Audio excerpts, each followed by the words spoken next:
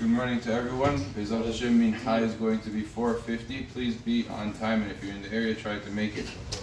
The halachot we were discussing about Birkat Hamazon, if a person forgot to mention Retze on Shabbat, and he was having an extra meal, meaning it wasn't one of the 3 meals he's obligated in. He's obligated in having a meal at night. He's obligated in having a meal in preferably the morning, the first half of the day.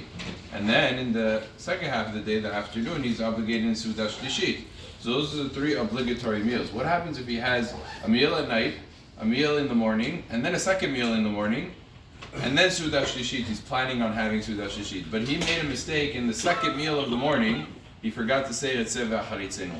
So there, the authorities all agree that if he forgot Retze v'Haritzenu, he doesn't have to go back.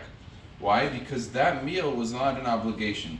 The second meal is an obligation. The first meal is an obligation. Suda Shlishit is a question how obligatory it is. But a meal that's not one of those 3 is certainly not an obligation. And since the meal itself is not obligatory, it was optional, so although he was supposed to mention Retze v'Haritzenu, because all the meals of Shabbat you're supposed to mention. If you had 10 meals on Shabbat, you would have to mention in each one of them Retze v'Haritzenu.